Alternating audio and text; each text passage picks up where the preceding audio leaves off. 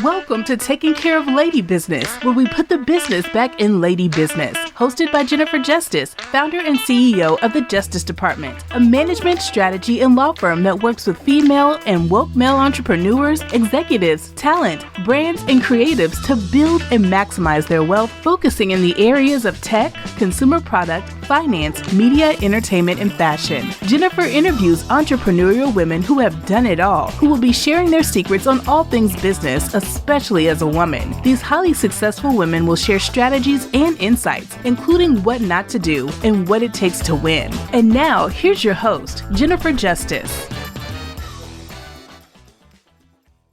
Hi, everyone. Welcome to this episode of Taking Care of Lady Business. I'm Jennifer Justice. Today, we have the wonderful Sherri Howell on. Hi, Sheri. Hi. I can't really define Sheri in a title because, well, she may be the CMO, right, of Medjet? Head of marketing. Head of marketing. Okay, we aren't using that title, head of marketing. She also has done across different industries in a way like no other. And I love to hear these stories because I think it's very inspiring and encourages women to understand that, life is not linear, your career is not linear, and you can use all of these assets and experiences that you've gained over time to transfer into other industries, including when you fall back in love with an old sweetheart and have to move to a place like, where do you live? Tell everyone. Birmingham, Alabama. Exactly, from New York and LA. New York, LA to Birmingham, Alabama. Yeah, the pre-COVID, before remote work was anything. And as we all know, remote work seems to be a little bit. Anyway, hi, Sheri. There's a long intro. Nice to see you. I want to start a little bit about, let's tell everybody where you started in your career, and so we can really see how far you've come.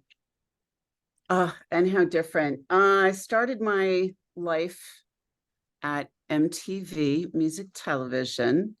I was one of those many kids who discovered MTV on the day that it launched in my living room, and was watching it with my best friend who lived next door. And we looked at each other and said, wow, we must go there. We must work there. And so he was 2 years ahead of me. He did this program at Hunter College, junior year abroad. Instead of going to Paris, you go to New York, and they set you up with internships. And that was our sole focus. So he got an internship at MTV, and then he got a job 2 years later. I moved from University of Washington. JJ, we're both from Seattle. Mm-hmm. So I was going to University of Washington. And so I did the junior year abroad in New York program, and I got an internship with MTV, and I got a job there That is so crazy, right? When you think, I know, talk about setting a goal 3,000 and miles achieving away it at a very young age. I'm like, I want to work there. I'll do anything. So I started there as an assistant. I failed my typing test, but she loved me as an intern. So she held the job open for me for a couple of months. And then I actually finished school while I was starting to work there. I was English, short story, and poetry writing. So I would write stuff all day or all night, go in, I would FedEx it to school, and kind of graduated correspondence course for my last 2 classes in my senior year. So where there's a will, there's a way. Yeah, seriously. So I was there for 15 years. I started in the talent and artist relations department, which then evolved into the music and artist relations department, which then evolved into the music channel. So I got to hang out with all the rock stars. We got to choose which videos got played. So of course, everybody wanted to hang out with you, and spent my entire 20s and 30s going to rock shows and being the most popular girl in school. Mm-hmm. Very much so. Like literally every band had to be your best friend because you decided which videos were getting played on MTV. Yeah. And more sadly, which ones we didn't have room for. I always felt really horrible about those. Because if anybody watched MTV, just like radio, you realize there was about 12 of them that played an hour and then repeated the exact same ones, right? I know. It was know. like a big thing. I know. So your job was back when they actually played music. back when they actually played music, yes, of course. But like, what time? Like, what were some of the bands that like were you were dealing with at the time that were like big? Oh, let's see. Guns N' Roses was probably my first champion. I think I was still an assistant, or maybe I was the video coordinator at that time, but I was very vocal about Guns N' Roses, which then, ushered in. I wasn't really much for the rest of the, like the hair band thing. Yeah. Although I loved the Poison Talk Dirty to Me video. I'd crank that thing up every single time until eventually who doesn't, I right? realized it was a hit. Yeah. And then, the Nine Inch Nails, the Red Hot Chili Peppers. I actually was the person that was the talent liaison and music liaison for Yo MTV Raps. Oh yeah. Yeah, exactly. So got into, was very familiar with hip hop from my growing up in Connecticut. And so when it came time to launch Yo MTV Raps, I was the music person assigned to that with Ted and Freddie and all those people. And, breaking music videos out of Yo MTV Raps onto mainstream, like into regular rotation. I remember I wasn't allowed into the music meetings quite yet, but 3 Feet High and Rising, the De La Soul record, I think it was up to like 500,000. And I was like, why are we playing 500,000 what play? What 500? albums? 3 Feet Oh yeah. High and Oh, Rising. oh, Yeah, you mean like, sell? Yes, yeah, sell. yeah, a Yeah. lot. And I was like, we're playing these hair bands that have sold maybe 30,000 albums, and we're not playing De La Soul, which has sold 500,000. Like, Yeah. like, you guys need to start paying attention to this. So that was really cool. Mhm. Doing a lot of that stuff. And then, eventually they just started playing less and less music. And so I had moved into more of a development role, creating content across all the different artists, but particularly the heritage artists, because we realized that we churned in like a new generation of viewer every 4 years. And so trying to make Madonna new to, like important to a new group of viewers, or Red Hot Chili Peppers or Metallica. So I started thinking up programming for that anytime, a heritage artist would have a release out. And that was kind of my first lesson in branding. Right. Well, I love that. What is considered a heritage artist? At the time that it's all Dr. Dre, Aerosmith, if Aerosmith had a record coming out, Metallica, how do you take a new Red Hot Chili Peppers record if they've been kind of out of that album cycle for 4 years, knowing that you turned a new generation of viewer, and yeah, the older brother likes it, but how do you make the new kid like it? Right. So heritage in that way, it was like 4 years old, basically. Yeah. It's crazy. Yeah, it was, yeah, I know, it was crazy, but that's how fast we were turning demographics. Yeah. Okay. So then so you're basically helping them brand themselves.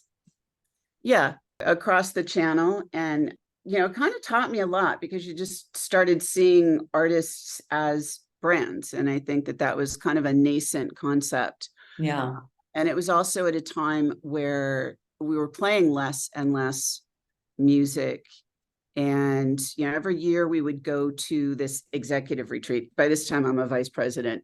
And we would, take off and go take 2 days out of our day-to-day work life and talk about the future of the channel, the direction of the channel, the brand of the channel. And remember the third year in a row having kind of a little bit of a fight with the non-music people, because, they're like, they got all the ratings, so they wanted more real world, right? And we needed more music because the hours were getting cut less and less. So finally, 3 years into it, I was like, you guys, we're having the same conversation year after year. So can we just ask ourselves, are we MTV Music Television, or are we MTV Television for people who like music and a whole bunch of other stuff? Because that, then I can tell the labels that, because we would get beat up all the time, because it's like you wouldn't have enough music hours to really, program all the stuff that you wanted to program.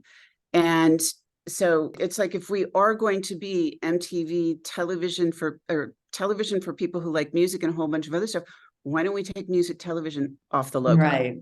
Like, we just need to be MTV and be honest about what we are. Like, that would be what I now call a brand truth. But it was just, it seemed like a very simple question. And I think it wasn't like 6 months later that they actually took the music television off and kind of went on their merry way of being MTV. And so what were you doing then more in the development phase? Like that, working with us, we had a department that created off-channel programming. So like making the band originate, like we made that with O-Town for ABC. And so that department, I was the liaison inside the channel for music. So, you know, we just got tired of watching, you know, we would make LL Cool J or Brandy or Will Smith a big star, and then somebody else would go make Fresh Prince of Bel-Air or Moesha or In the House. got it. Right. And so, you know, and at the time we were also, you know, rerunning My So-Called Life. So like, why don't we make stuff, give the first 2 runs to a network, pull it back, and then we have it, you know, forevermore. And reality was one way that you could do that. So Right. So you were one of the first like people in reality TV because, you know, MTV really. Yeah, MTV was with The Yeah. Real World. And, you know, then of course, like Big Brother, and then it just spawned a whole. Well, obviously now it's like. Yeah, exactly. Exactly. No, Yeah. nothing more needs to be said about that. But I did know that I didn't want to go that direction. So yeah, right. So then you were like, okay, you were doing that, you're doing O-Town, you're figuring out how to build brands. And then when you did build brands, how to capitalize on the fact and not give that out to other people. right. Right. Okay. And then where'd you go?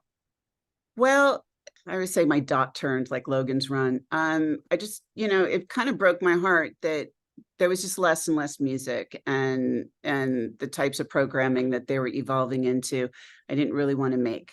So I had a couple choices, right? You come out of MTV, you go to a record company, or you go to into production, which I didn't really want to do either of those freestanding. So I had learned so much about artists as brands and, you know, MTV as a brand, that I partnered with a commercial production company, Albert Watson's company. They were doing Victoria's Secrets commercials. They were doing, I think, like Ford commercials. So we formed a brands meet bands, because as you recall, that was right around the time that branded content was all fresh and new. Right. Well, I mean, there was always Mutual of Omaha's Wild Kingdom and Howdy Doody Ovaltine, but everybody thought it was like this new thing. So there you go. So we formed a branded content company, and we kind of specialized in easing that pain point between the artist, the brand of the artist, and the brand of the brand, and what they wanted. You probably went through that with the artists over. Yeah. No, for sure. Yeah, I mean, that's the key, right? Yeah. It's not just what a brand wants, because I remember many like tequila brands coming to Rock Nation, and it's like no one here is a big tequila drinker, really, you know what I mean, and things like that. But it's like also what the artist is passionate about, right? That's the key, you know? Right. So we kind of would get brought in to connect those. We always called it connecting the dots. So we worked with Miley Cyrus and Walmart. Like, Miley's management brought us in because the clothing line was, there seemed to be a little bit of a disconnect. They were still marketing, you know, they were trying to sell clothing to 14-year-olds, and they were still kind of leaning into the Hannah Montana thing. And, you know, Miley, of course, was Often Miley. Yeah, she was often, you know, trying to be a grown-up. And so there was a disconnect between that. So we kind of took over all of the stuff that she did, Charity, Walmart, Miley and Max, for about a year, and washed it through this. Like, we just tried to up demo everything through this get your good on community, and complicated, but it worked. We would do things like will.i.am and Intel, Black Eyed Peas and Snickers. We were brought in by Sports Illustrated to help them kind of do branded content once they got their website back from Time Warner.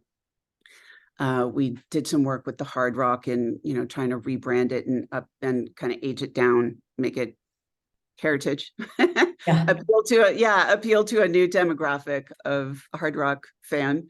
Right. And it was, gosh, I did that for about 10 years with a really awesome partner, Mike Jerkovac. And then, I mean, we won an Emmy. Our campaigns were Emmy, Clio, Webby, NAACP award, nomination for a Titanium Lion at Cannes. We did a lot of work, and it was a lot of really good work. Yeah.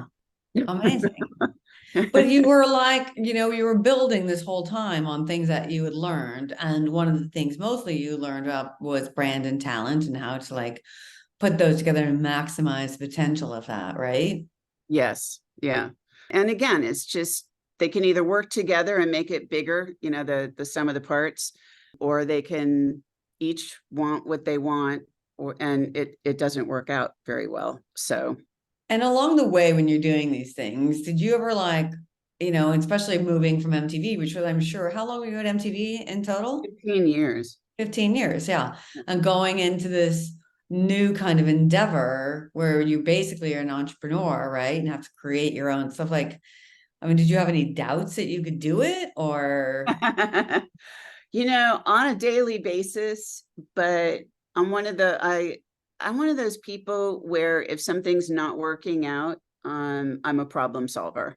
Mhm. And so I think the hardest thing about it was, you're doing all the work and then you're constantly looking for more work and doing pitches and pitch decks. And again, I had an awesome partner that handled a lot of that. It's a lot of freedom.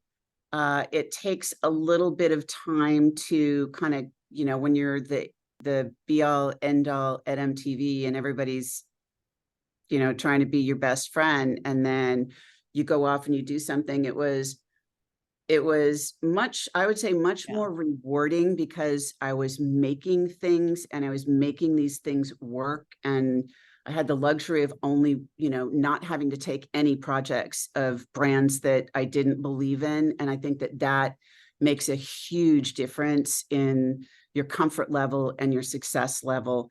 But yeah, I mean, certainly it's an adjustment, you don't get the Grammy party invites anymore, and you don't I know get everyone's like, you're everyone's best friend. They comes, you get like 70 bouquets of flowers, you get like sent in massive bags, and then all of a sudden you're like, oh, okay, is this thing still on? Crickets.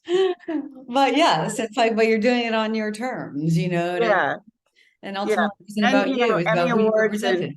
and Emmy awards and Cleos and Webbies, like, those don't hurt. That's some kind of nice validation. Yeah, exactly. All right. So then why did you leave there?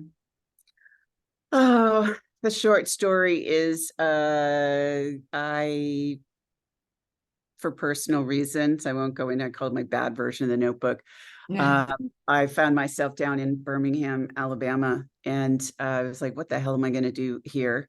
So I was actually looking over to pick up some clients in Atlanta, because it's only 2 hours away and there's tons of ad agencies and brands. And Georgia Tech had a really great upstart. I actually just come off a tech project. So I was very interested in helping be like a startup catalyst for them, which is like a loan out CMO for some of their tech.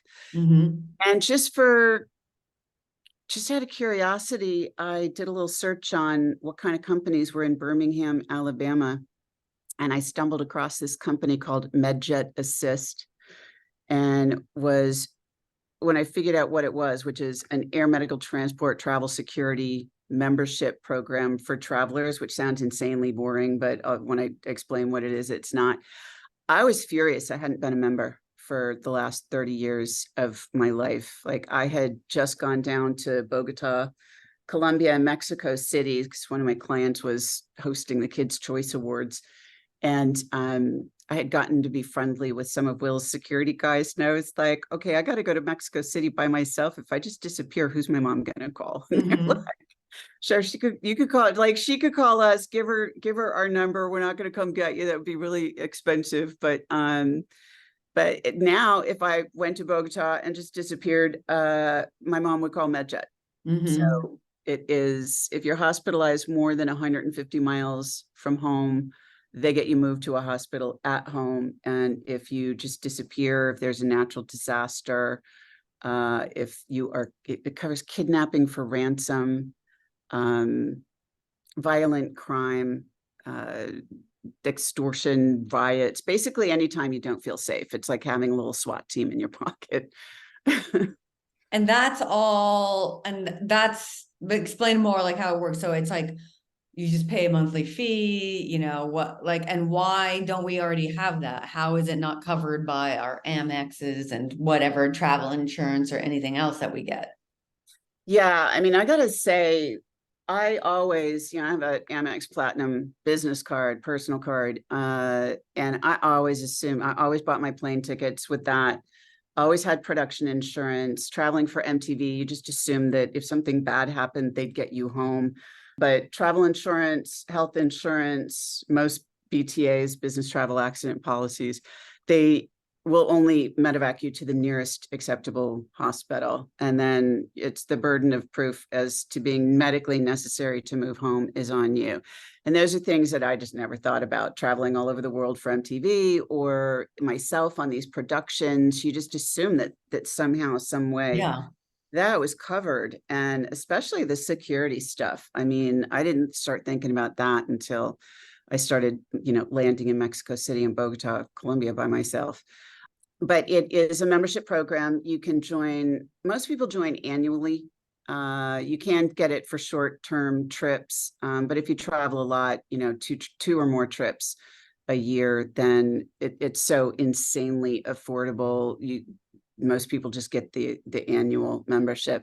It's like $315 for the year to get moved to a hospital at home and not get stuck in a foreign hospital. And if you want the security and crisis response, it's a whopping $474 now, I think. So I honestly was mad when I found out about it. And I called the chief sales and marketing officer who they had just hired from American Express. And I was like, I live in Birmingham now. These are my credentials. I've worked with Walmart, Intel, all these things. I've never heard of you before. I would have been a member for 30 years. Yeah. The website is terrible. Yeah. I live here now. Can I help you? And they were like, what a way to pitch yourself. I would not recommend it. I wouldn't recommend it. Yeah. Yeah. It could have gone one of two ways, but yeah. I mean, at this point I was just, what do you got to lose? And yeah, exactly. luckily I hit a guy who was new at the company and was absolutely looking for somebody to help rebrand, rebuild, all the marketing collateral, re-image it. And, you and I both have pretty fat Rolodexes. I still call them Rolodex because I'm old. And so it was they were great. So they didn't like slam the phone down. They were like, you're right. All these things are true. So help us. But then, I mean, how did you, again, like back to that, it's like, what did you see that you could do? How you could transfer? They were probably like, you're this big city girl doing all these things. Like, why would you want to come work for this place? Although it's a big company. It's a very, lucrative company. Yeah.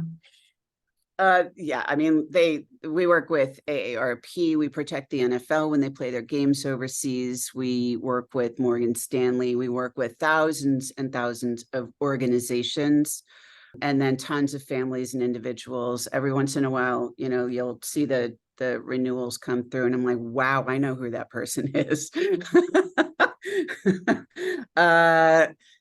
Big Fortune 500 executives. It was actually really funny because when I called them, he was like, what the hell are you doing in Birmingham, Alabama? Wait, don't tell me, meet me for lunch.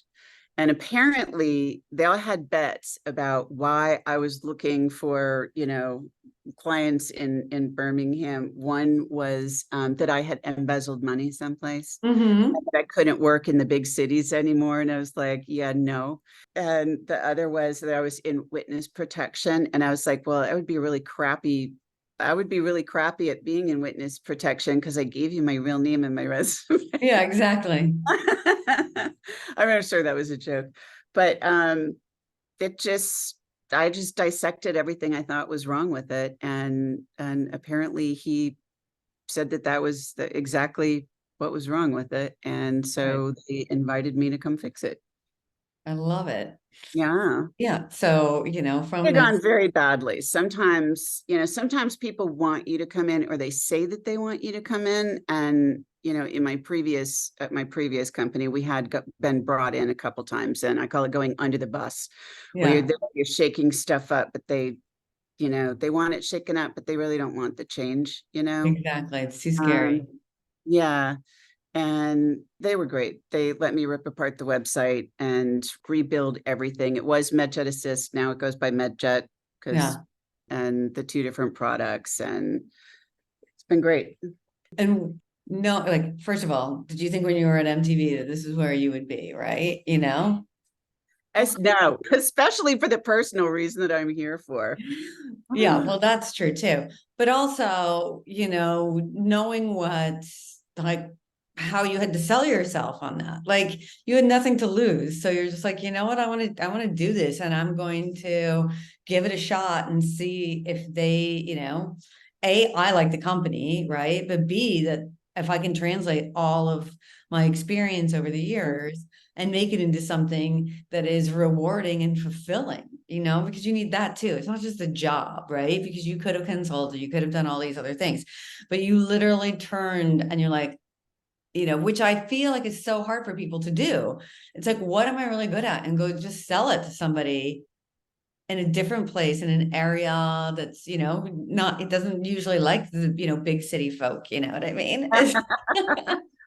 Well, my personal reason for moving here actually is from the South. And so I got a lot of lessons on not coming in like a bull in the china shop and being cognizant of ideas. But I will say that they're so open-minded here that it wasn't difficult. It wasn't an under the bus situation. They really truly wanted change. And that made it really rewarding, because once we did everything that I wanted to do, and they gave me the money and the freedom to do that, we started almost doubling sales. Like even coming out of COVID, we were just talking, and the Medjet Horizon membership is the one with the security. That thing has broken sales records for the last 12 months in a row.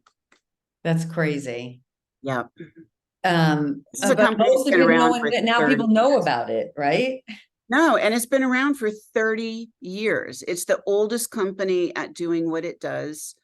And, obviously the best, which is why it kind of has almost 80% of all luxury travel advisors sell Medjet. And then, Morgan Stanley, AARP, the NFL, they can have anything they want and they choose Medjet. Yeah. So Right. But also because you one day called them up and said, let me help you. again, I wouldn't recommend that approach. You It's not for really have everyone. nothing to lose. Yeah, exactly. I love it. And so after all of this, right, and being there, how long have you been there now? I think I'm going on 6 years. Oh, that's crazy. I didn't even realize that was that long. Yeah. No, I figured it would take me 2 years to turn everything around, and then I'd be, kind of on my merry way. But I love this company, and they really, I didn't tell anybody I worked here for the first 3 months, because I was like, $300 a month. I mean, $300 a year, like $470 for security response. That there's got to be a catch to it, right? Right. There's got to be a catch to it. Right. And you were like, the joke's on you. And people like us were really protective with our contacts. And so, Yeah. of course, it was like, hey, who can you introduce us to? And I was like, I just want to be here for a little while and make sure that this is actually super legit. And they really, we deal with people. It's funny because I always thought kind of the third incarnation of my career, the first one, MTV, great, great fun. Second one, entrepreneur, kind of leaned into the marketing, but still in the music aspect of it. This one, never worked in travel before, like had never done any of that. And I really thought that I would be more into charity, like that. Yeah. My final thing would probably be a nonprofit or taking all of that to like really help people. But on a daily basis, people call us from all over the world. They've had an accident, or they're really, really sick. They're scared. They're stuck in a foreign hospital. And we send a team that shows up at their bedside, rolls them out, puts them on a jet, brings them to the hospital of their choice at home. It could be your home hospital, or, sometimes people discover something not great while they're overseas, and we'll take them straight to like an MD Anderson or a Mayo Clinic. We had a surfer break his neck down in Nicaragua. Oh my And God. I know it was horrible too, because they got to the hospital in Managua, and it was a broken neck. And they said that they couldn't treat him. And then about, I don't know, an hour later, they came and asked them to leave. I'm like, how do you ask a person with a broken neck to leave? So his brother actually had arranged to have him taken straight to a spinal surgery center here in the US. So we took them there instead of home to Yeah. Atlanta. But I mean, it's just on a daily basis. And, we go out and we shoot these testimonials. And sometimes, I mean, these people, they cry. They're just so relieved when that team shows up, and they're like, it was these voices, these like Southern voices. We knew it was Medjet. We knew we were going home. Oh, Horrible. right. I mean, from Guns N' Roses to I know. Yeah, I love it. Awesome. Look, I know that we can't keep you this whole time, but let's talk about how people can find Medjet first, and then I have to ask you the question I ask everybody. So if people want to find Medjet, how do they do that? They go to medjet.com. Simple. Super hard. Yeah. Medjet.com. All right, I love it. Okay, and then what I always ask everyone, and their final question on here is, what is the worst advice that you've ever received? That would be from my dad, to be a female engineer. I did not like math. My dad was the dean of engineering at the Coast Guard Academy, the hardest one to get into. He had a master's in engineering, a master's in business. He was the captain of the Polar Class icebreakers. He would bring home Woman Engineer magazine and put it out on the coffee table. I would buy Adweek and put it on the coffee table, just as a little push back, and try to explain that, Darren Stevens on Bewitched makes a very good living in advertising. I'm pretty sure I can too. Yeah. And then, of course, I discovered MTV, and then I was just like, I just want to go there.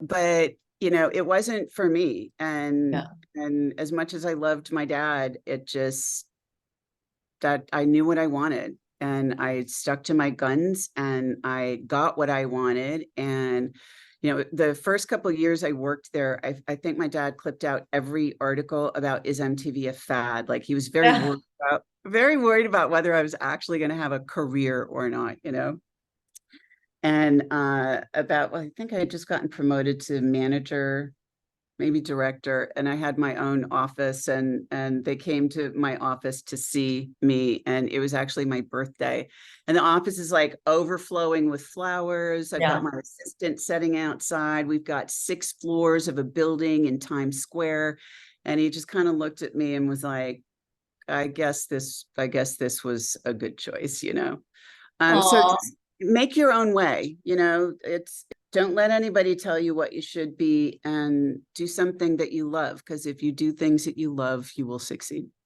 And you'll find pivots along the way and end up in places, and always have a job when your personal reason makes you move to Birmingham, Alabama. How about that? Yeah. I mean, I do love that he tried to get you to be a female engineer, because it's like still something that we need these days. But if your mind and your heart was not into it, then it just wouldn't have been there for you. I had plenty of exposure to it. I killed it at physics. I killed it at spatial relations. I killed it. It wasn't for me. Yeah. Yeah. Oh, well, we still have you here. Now I know you, because I wouldn't if you were a lady engineer. Yes. Thank you so much for being on this episode of Thanks for having me. Business. Until next time, I'm Jennifer Justice. 49 faces looked to him in triumph. Over the last 12 months, they had each taken turns and promoted his business for a week at a time, driving over $987,342 in revenue. What if you had a network of 50 centers of influence who promoted your business every week for a year? Grab your copy of the #1 Amazon best-selling book, The Ultimate Guide to Growing Your Business with a Podcast, at 33% off the Amazon price by going to ultimatepodcastbook.com. Again, that website for 33% off the Amazon price is ultimatepodcastbook.com.